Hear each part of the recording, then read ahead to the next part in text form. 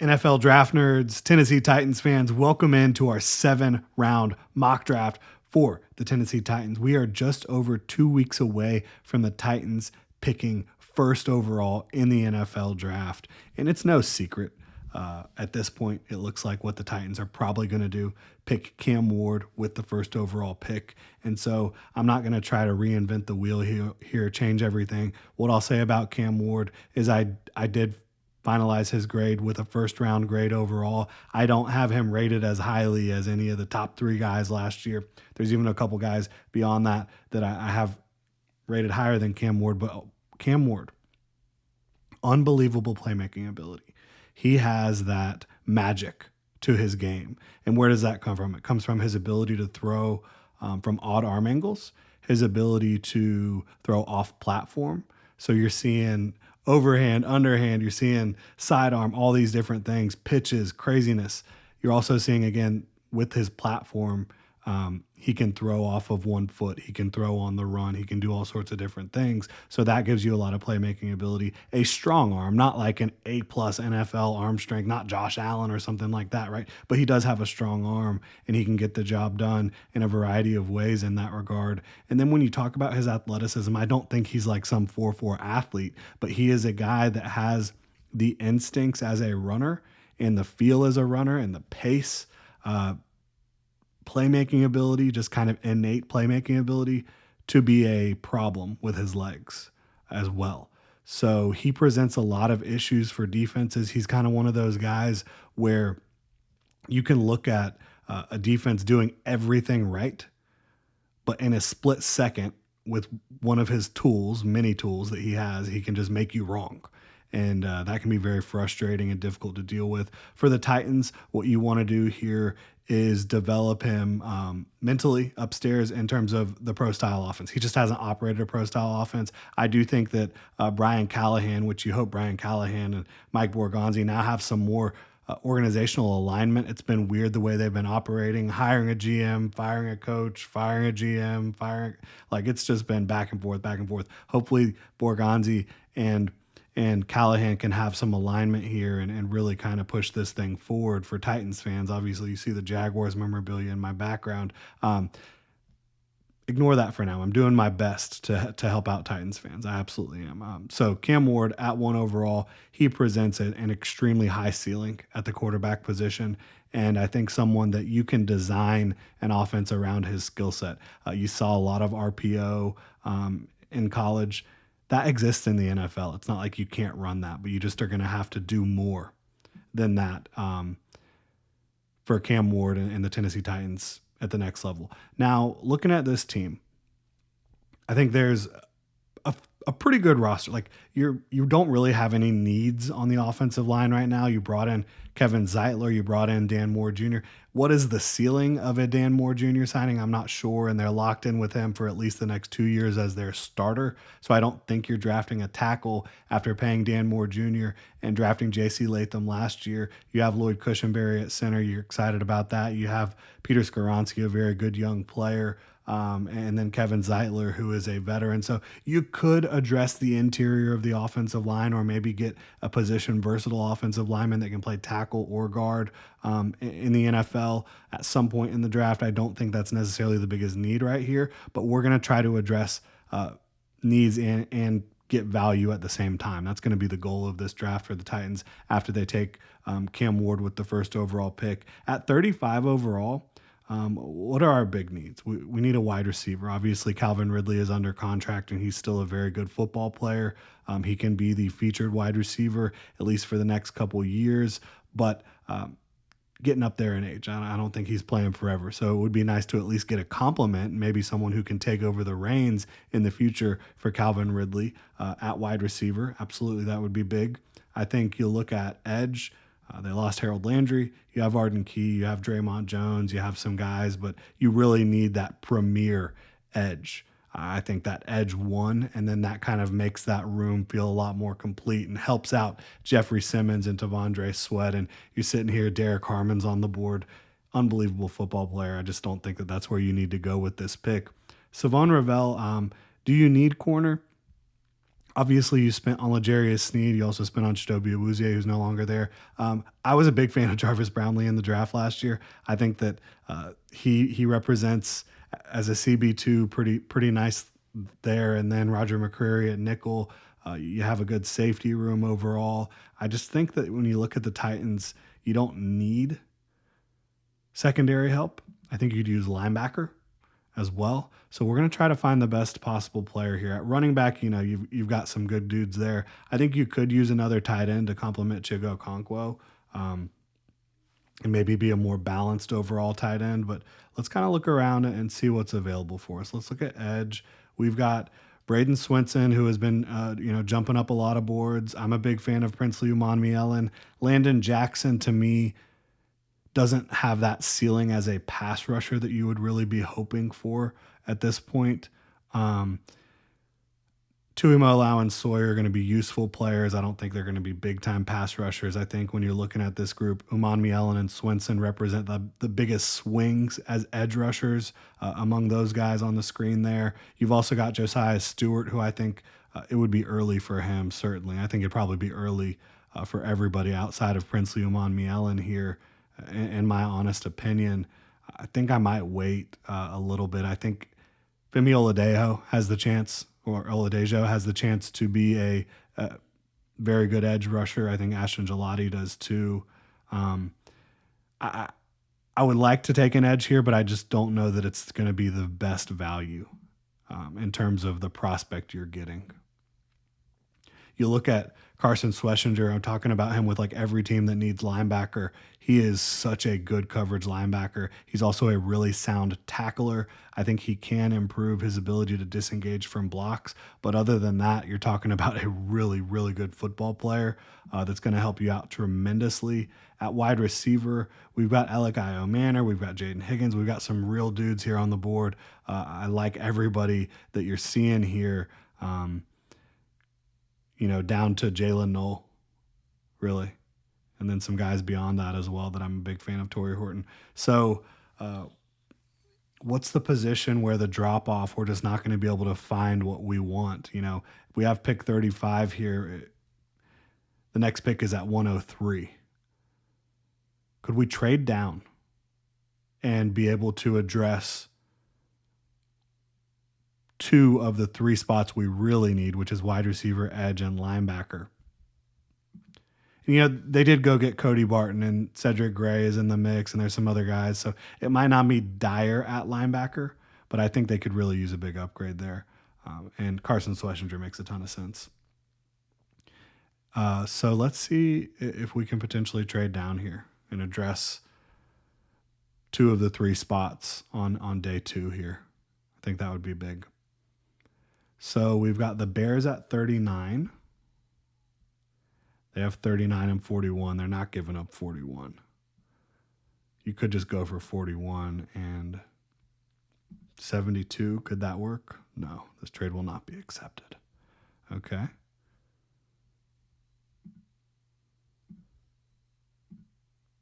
Let's see about the Colts here. We get 45 and 80. It's a 45% chance to be accepted.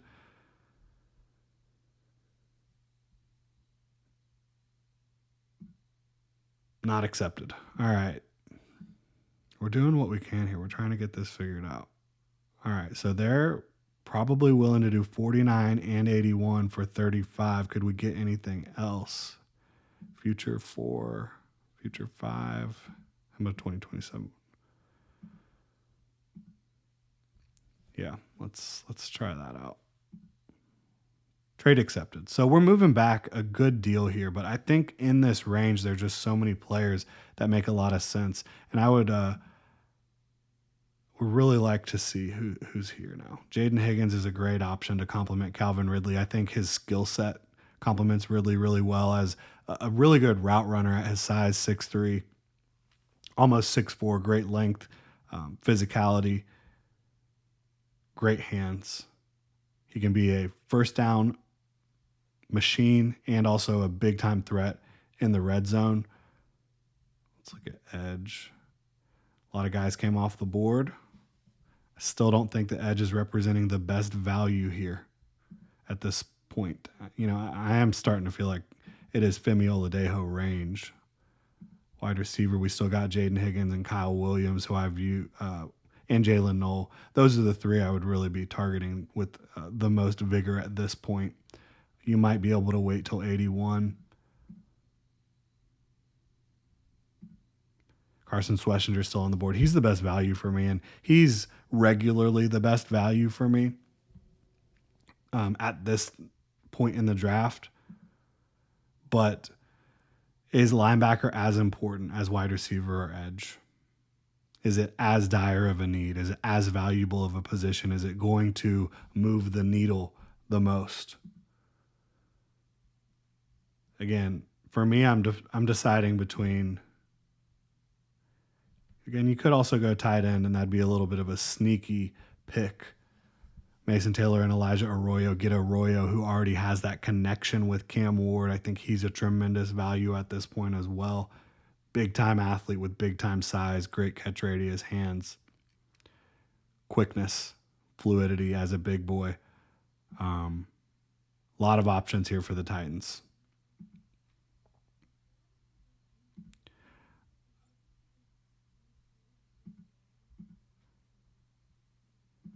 I think I might like the Elijah Arroyo situation the best. Man. Just thinking about having both of those guys come in, have the connection already, I think that would be sneakily a great pick for the Titans. Let's do it. And, a really good pass catching tight end is just a nightmare to deal with. So, was that the biggest need? You could say no. But you've still got really good options here.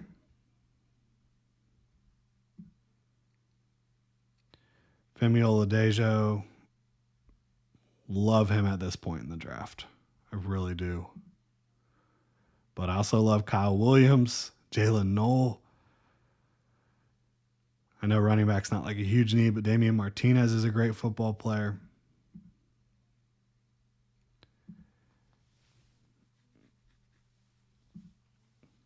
You wish the Titans had more higher value picks than they do in this draft class, beyond number 1 overall. And we created a little bit more value, I think, by trading down, but it's a little tough.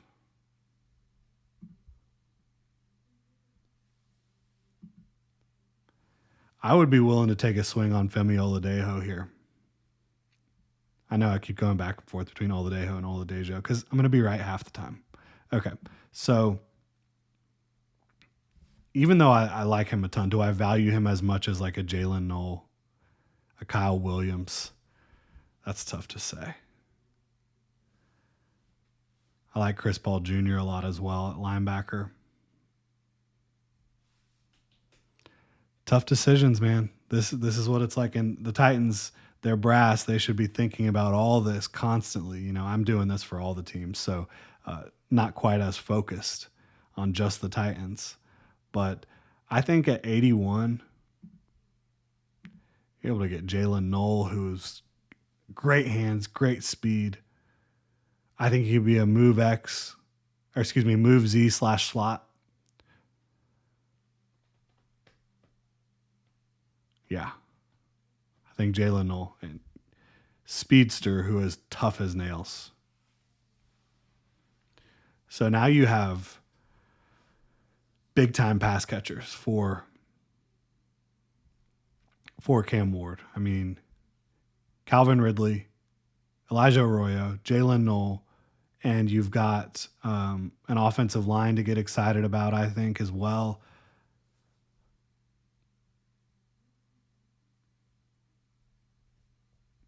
Let's see what we can do on defense. Femi Oladejo is still there. Gotta do that. Absolutely. Converted from linebacker to edge, and I think he has all the traits, all the energy, all the excitement that you could be looking for. And again, somehow Kyle Williams still on the board. We've already drafted 2 pass catchers. I don't think we're going to go back to that well at this point. And we haven't addressed linebacker. Is there somebody we could bring in that's going to really upgrade the room at this point. Tough to say for sure. Danny Stutzman, I think, is kind of a throwback type of guy that you could get excited about. Maybe you could wait a little bit, though, based on how the board is shaping up here. Try to find the best values that we can.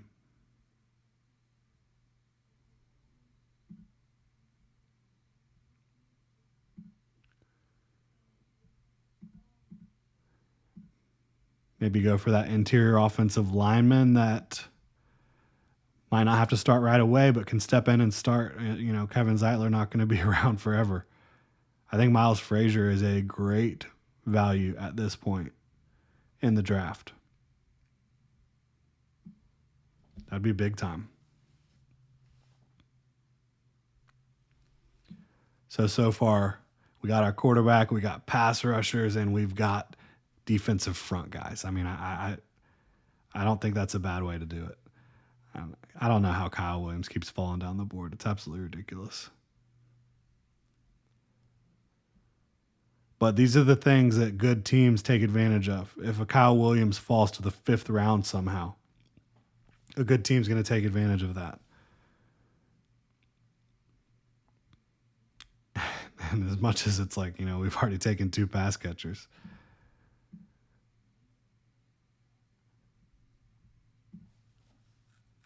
I don't know how you pass on Kyle Williams again. I can't do it. So an absolutely loaded group of receivers, short and long term, for Cam Ward. Let's check out linebacker. Go get Danny Stutzman. Let's do it. Still good receivers on the board. People talk about this being a down receiver class. I don't see it. I do like the idea of getting kind of a in between the tackles, power, tough back for them. I like their backs a lot, but I think Kyle Monungai would be like a really good complement, and I love his pass pro as well. Tough runner.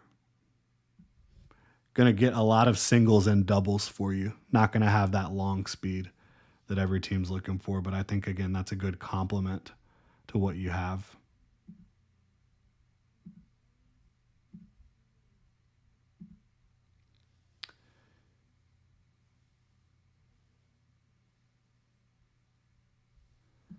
Just looking around the board here, trying to find our value. Ty Robinson, another one. How does he always fall down the board? That makes no sense to me. I like Cameron Jackson a lot as well. Junior Tafuna. Tim Smith showed out at the Senior Bowl a little bit. There's some dudes here. Let's go get Ty Robinson.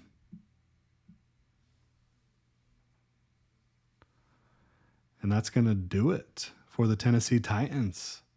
Really, really fun draft here. So we get Cam Ward, get his pass catcher, Elijah Arroyo, Jalen Knoll as well. I just think that's such an exciting way to start the Cam Ward experience. Getting Elijah Arroyo, who is underrated in a big way. Like, he absolutely is. I don't think that he gets enough attention as, like, from a physical talent standpoint, what's stopping him from being a first-round tight end? Really, the only issue is that it was one big year of production, but you see that big year of production, you see him pretty much uncoverable at the Senior Bowl as well. The size, the hands, the route running ability, the suddenness and athleticism. Jalen Knoll, another dominant football player. Femi Oladejo, arrow pointing up. Miles Frazier, underrated. Kyle Williams, underrated. And then we rounded out with some guys who have a chance to have an impact. Danny Stutzman as a potential starting linebacker comes downhill really well. Kyle Monungai, pass pro, short yardage, complement. Ty Robinson, you have to have a rotation up front on the defensive line, and I think he helps with that rotation in a big way with his explosiveness and his effort, his strain. So let me know what y'all think in the comment section below. If you enjoy the content, please like and subscribe. Y'all have a good one.